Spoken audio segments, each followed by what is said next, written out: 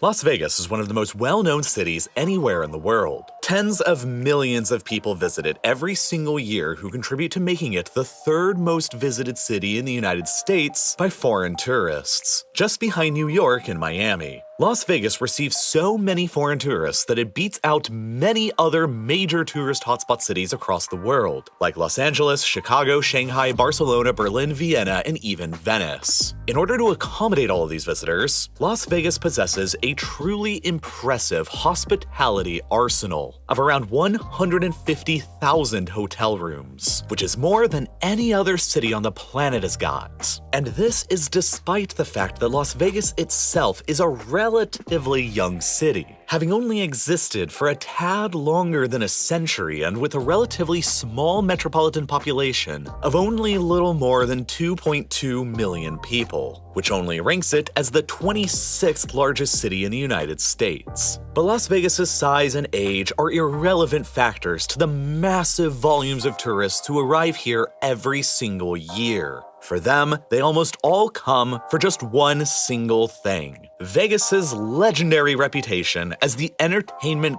capital of the world and the greatest playground for adults anywhere on the earth. Along with Louisiana, the state of Nevada, where Las Vegas is located, is the only American state to have fully legalized casino gambling statewide, which has long caused Vegas to be almost synonymous with gambling and casinos. Around 8 in every 10 visitors to the city will gamble at one of the numerous casinos while they're there, and bet an average of around $600 a person, while slightly more than half of all visitors will attend one of the many shows hosted in the city as well. Altogether, these tourists visiting the city generally contribute more than $100 billion per year to the Nevada state economy, and place Las Vegas as one of the top travel destinations in the world. But the strangest aspect of this city for me, as someone who spent much of their childhood growing up in Nevada, with more visits to Las Vegas than I can even count, is the fact that all of this outrageous entertainment and excess for tens of millions of people all seemingly exists precisely where it shouldn't: in the middle of the driest and least hospitable desert of the North American continent, the Mojave Desert. This is the same desert that includes Death Valley, after all, the ominously and appropriately named valley located just a 2-hour drive from the Las Vegas Strip that recorded the hottest temperature ever measured on the surface of the Earth, a little more than a century ago in 1913, at 134 degrees Fahrenheit, or 57 degrees Celsius. The Mojave Desert is so dry that the area around Las Vegas itself only receives an average of around 4 inches of rainfall per year, which is even less rain than Timbuktu receives in Mali, at the southern edge of the Sahara Desert.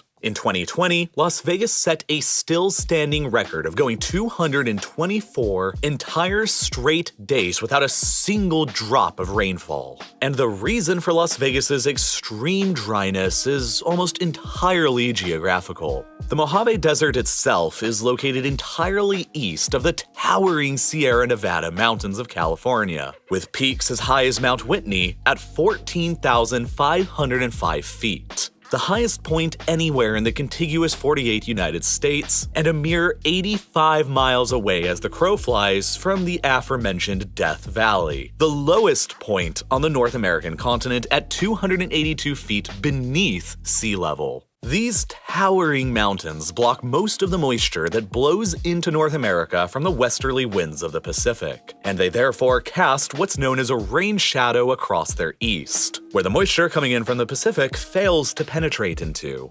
Of course, Las Vegas itself is located directly within this rain shadow cast by the Sierra Nevada, but it's also located within a valley here that's surrounded by even further mountain ranges on every side, some of which soar up to 10,000 feet in elevation and block even more moisture from blowing into the city with the wind from beyond. and the nearest significant river and source of freshwater to this valley, the Colorado, is around 30 miles away from it. In short, this valley was never historically a very attractive location to build even a settlement, and much less a modern metropolis of 2.25 million people. And as a result, it was basically nothing of any more significance than sparsely populated desert for thousands of years until the very beginning of the 20th century, when the city of Las Vegas was officially founded in 1905 and incorporated in 1911. But for the next several decades afterwards, Vegas would remain relatively sleepy and quiet until 1931, when two major things happened that would change the region's demographic destiny forever afterwards. With a tiny population of only 94,000 people statewide, Nevada was by far the least populous state in the country at the time,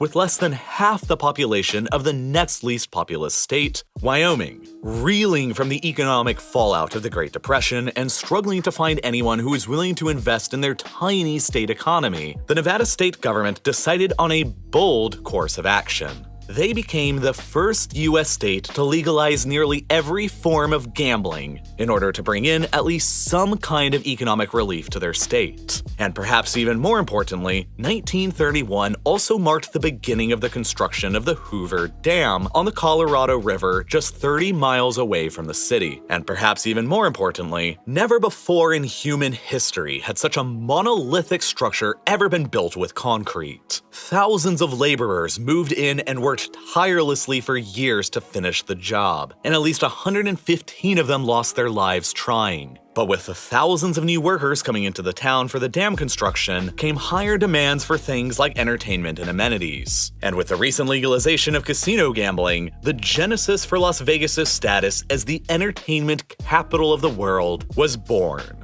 When the dam was finished in 1936, it created the largest water reservoir in the entire United States just behind it, in the form of Lake Mead, and granted the southwestern United States the ability to generate enormous amounts of electricity through hydropower. The Colorado River is ideally suited for hydroelectric power generation owing to its large flow and steep gradient descending from its source high up in the Rocky Mountains of Colorado towards the lower elevations of the Mojave and Sonoran deserts. With massive volumes of water pumped to the city directly from Lake Mead and massive amounts of electricity from the dam, investment finally began pouring into Las Vegas and its unique entertainment industry following the Second World War, and the population began to steadily increase. By 1960, Las Vegas had finally overtaken Reno to become Nevada's most populous city with 64,000 people, and the population would roughly double from there over the next decade to more than 125,000 people by 1970. More people than lived in the entirety of Nevada just 30 years previously from then back in 1940. Between 1990 and 2000, the population of Las Vegas roughly doubled again, and by the close of the 20th century, Las Vegas had earned the distinction of being the most populous city in North America that was founded within the same century, just like Chicago had been during the 19th century. But as Las Vegas's fortunes and population continued to soar, so too did the demand in the region for the area's sparse supplies of water. With its crippling lack of rainfall, the population of Las Vegas and southern Nevada is overwhelmingly dependent upon Lake Mead and the Colorado River that feeds it from the snowmelt of the Rocky Mountains, accounting for some 90% of all the city's fresh water today.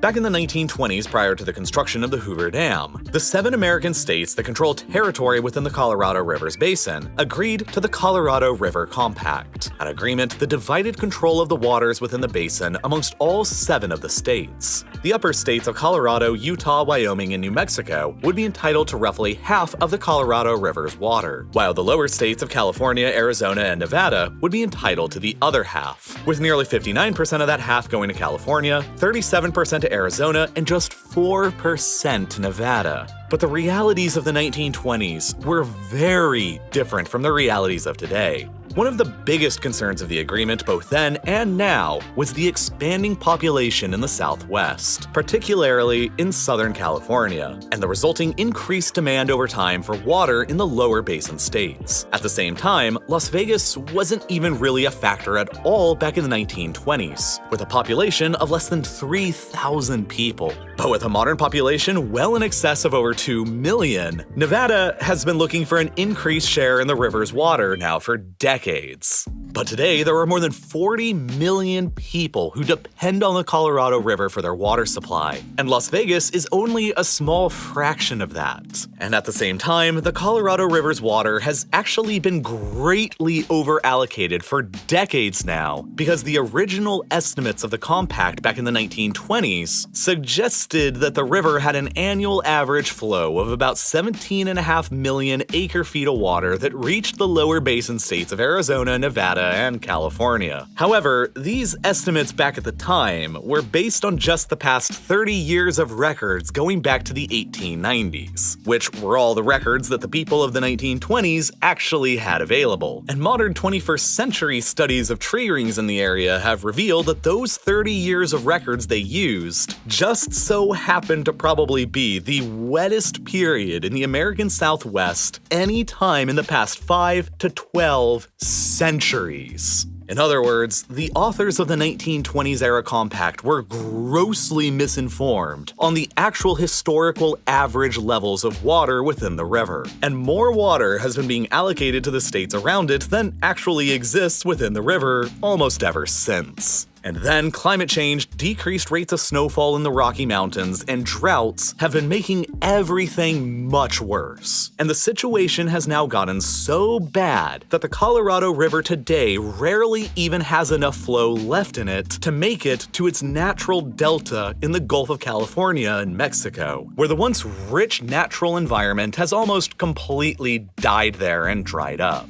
This also means that Lake Mead itself, the source of most of modern Las Vegas's freshwater, is rapidly shrinking in size. Last month, in June of 2022, the reservoir hit a new all-time low after losing nearly 180 feet of depth over just the past 20 years. If the levels drop by another 100 feet, the Hoover Dam will no longer be capable of producing any hydroelectric power. But, as it has always done now for the past century, Las Vegas is rapidly learning how to adapt to this changing environment, and fascinatingly, despite being well-renowned as a city of tremendous successes, Las Vegas is one of the most water-efficient cities in the entire world, because they have no other choice but to be. Remember when I said that Nevada is only allocated 4% of the lower Colorado River's water? That amounts to just around 300,000 acre-feet of water today, which isn't really a lot when considering that California takes more than 14 times that amount from the river. But the catch is that so long as the water is returned back to the river, it doesn't actually count against the state in terms of total consumption.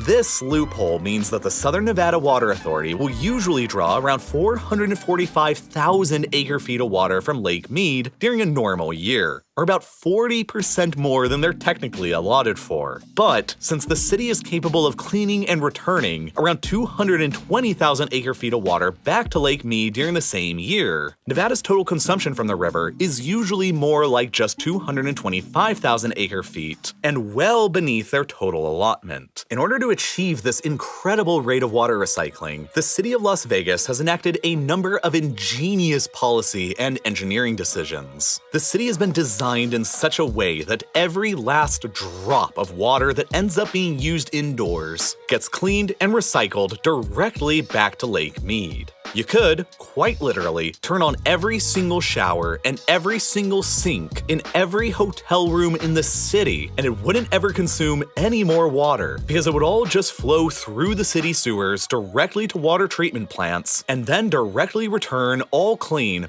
back to Lake Mead for future use. And further, watering lawns within the city limits was strictly limited to just a single day a week.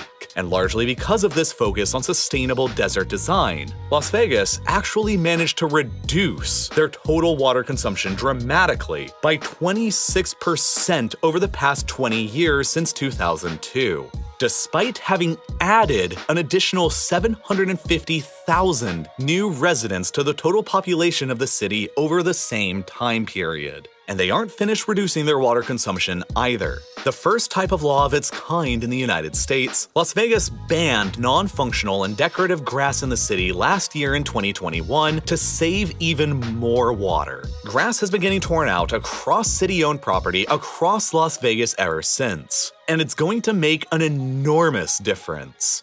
1 square foot of grass consumes 73 gallons of water a year in order to keep alive, while more drought-tolerant desert landscaping only consumes 18 gallons a year. City officials are spending millions of dollars trying to convince current homeowners to tear out their grassy lawns and replace them with more water-friendly desert landscaping options. The Southern Nevada Water Authority believes that these simple landscaping measures favoring sustainable desert landscaping over non-functional grass will save around 9.5 billion gallons of water a year, which is nearly 10% of Las Vegas's total water supply. In a lot of senses, Las Vegas is the model city for the rest of the southwestern United States as the region faces increasingly harsher drought conditions and decreasing water supplies. As the American government just recently issued its first ever declared water shortage for the Colorado River this year, it has cut water allocations to all the states along the river, including Nevada's, from 300,000 acre-feet to just 279,000 acre-feet, which, when factoring in the rate of Las Vegas's incredible rate of water recycling, is still enough to meet current demand, but for how much longer? Many climate experts are warning that water levels within the Colorado Basin will likely continue to drop over the next several decades. When combined with the ever-increasing demand for water from the still-growing population across southern Nevada, Arizona, and southern California, the life for the desert communities here are almost certainly going to continue growing ever more challenging from a water security perspective. The fact simply is that, in the future, the other cities of the American Southwest and everywhere else in the world who will struggle with water supplies in the near future should look to Las Vegas for their inspiration of a city well designed to cope with the challenges of 21st century climate change in the middle of one of Earth's least hospitable desert environments. For if life can be sustained for millions of people and tens of millions of visitors here through decades of clever design and foresight, it can also be achieved elsewhere.